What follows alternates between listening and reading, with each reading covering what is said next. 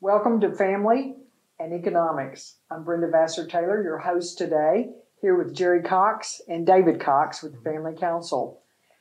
Today, the Cox family will share with us their experience and how Jerry, with the help of several good people, now his son, have built a great organization for the state of Arkansas, and they agreed to share some of the insights that you may not get anywhere else. So, Jerry, how did you corral David into making this his career? I tell you what, David was actually born into this work pretty much because I started Family Counsel in 1989. David was born in 1985, so do the math. He was about 4 years old, and Brenda, even by then, I'd already left teaching and was involved with some pro-life work. So really from the time David was born, I've been doing this type of work. But now you have 4 sons? I do. Doris and I have 4 sons. David's the oldest.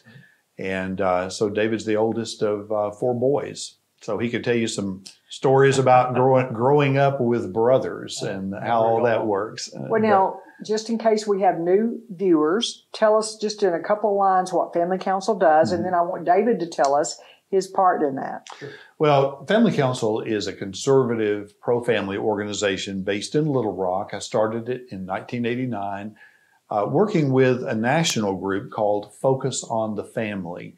And if people are familiar with Dr. James Dobson and that ministry out of Colorado Springs, and you kind of know a little bit about what they believe, that's generally our flavor, is to be like that.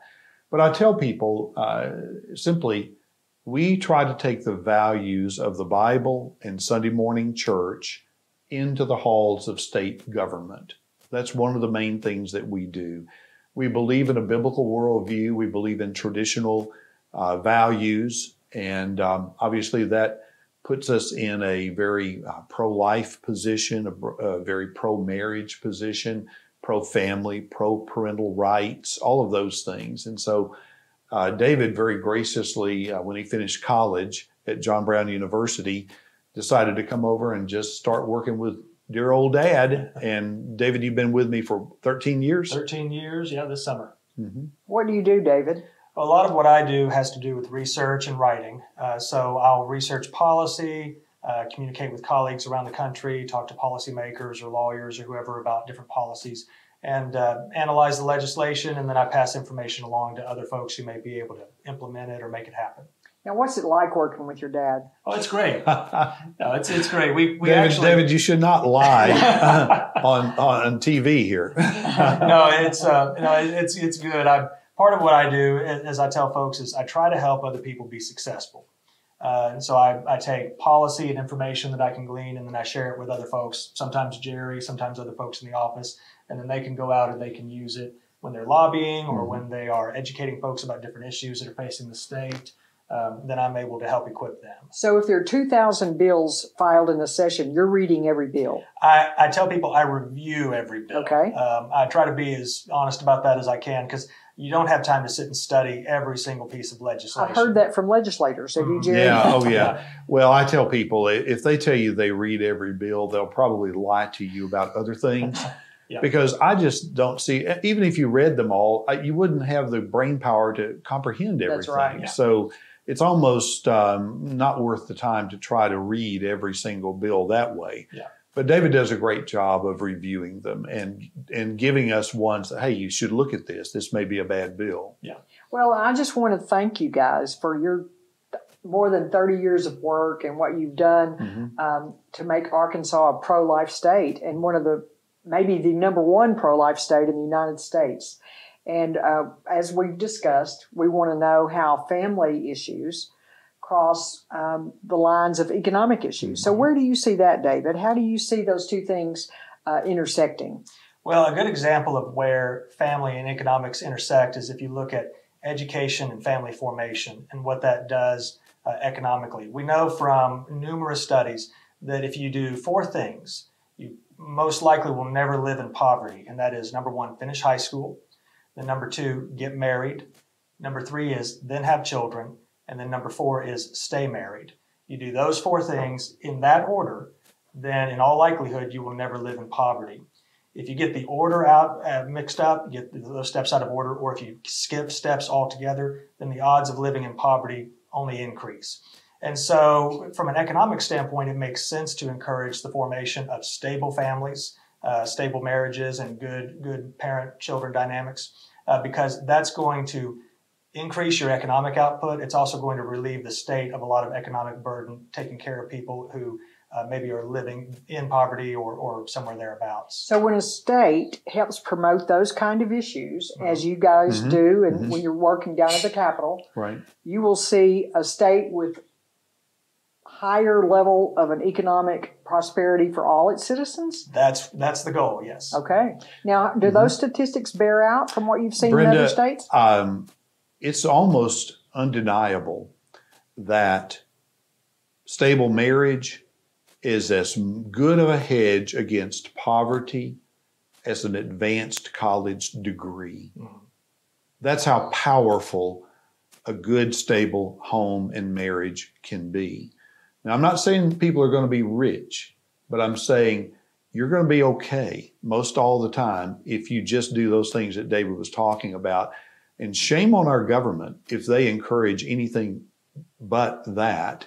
And I know we have to help people that are not in that situation, that don't have a good family. But would it be great if we didn't have those kind of problems to begin with?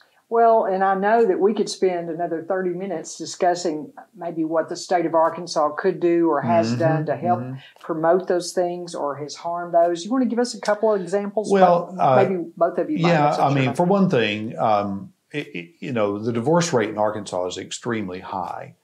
And so, but I never hear anybody at the Capitol saying, what can we do to keep families together? Nobody ever talks about that. That ought to be a serious discussion that people could have.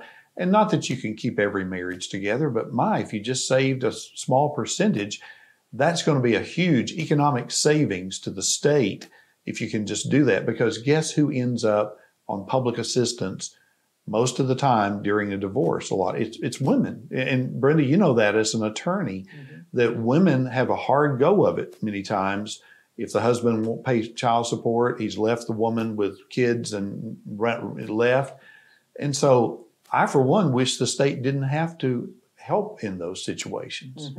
So you see legislation not happening in Arkansas that could. Right. David, anything that comes to mind for you?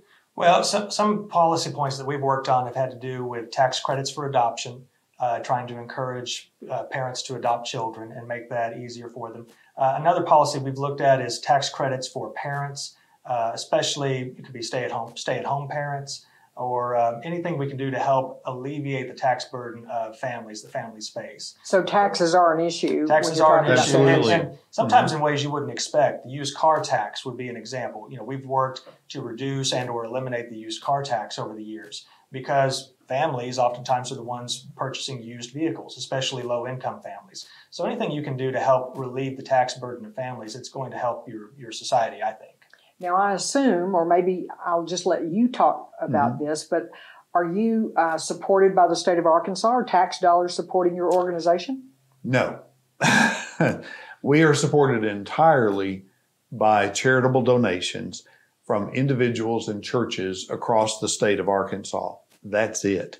No money from out of state, no money from the government, no big grants.